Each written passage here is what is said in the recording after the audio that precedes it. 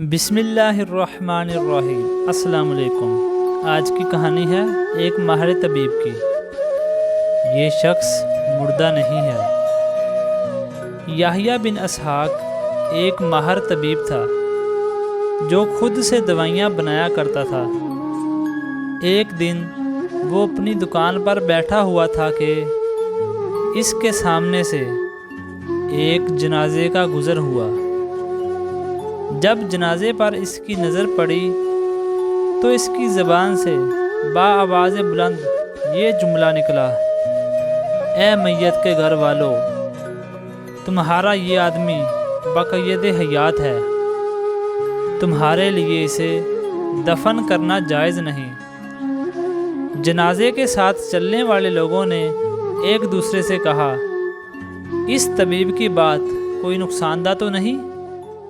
چلو ہم اس کو اپنا مردہ دکھلاتے ہیں اور اس طرح اس کا امتحان بھی ہو جائے گا۔ اگر مردہ زندہ ہے تو طبیب کی بات صحیح ہے، اور اگر یہ مردہ تو پھر اسے دفنانے سے ہمیں کوئی مسئلہ نہیں ہوگا۔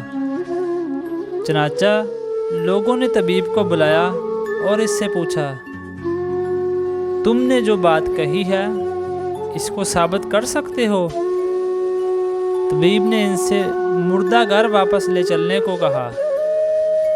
گھر پہنچ کر میت کا کفن نکال کر اسے غسل خانے میں داخل کیا اور اس پر گرم پانی ڈالنے لگا۔ پھر نیم گرم پانی میں کچھ سفوف اور دیگر دوائیں ملا کر وہ مردے کو نہلانے لگا۔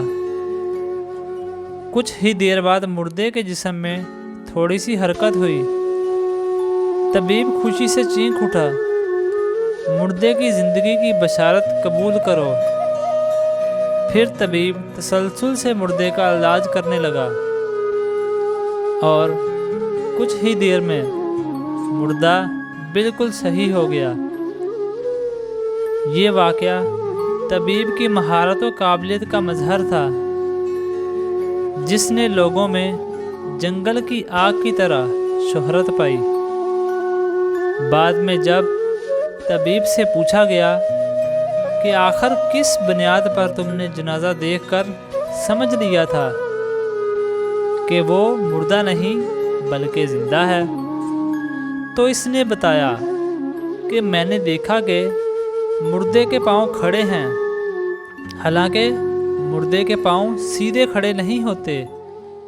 اس سے میں نے اندازہ لگایا کہ یہ شخص مردہ نہیں ہے بلکہ اسے سکتا ہوا ہے، اور بعد میں میرا اندازہ صحیح نکلا۔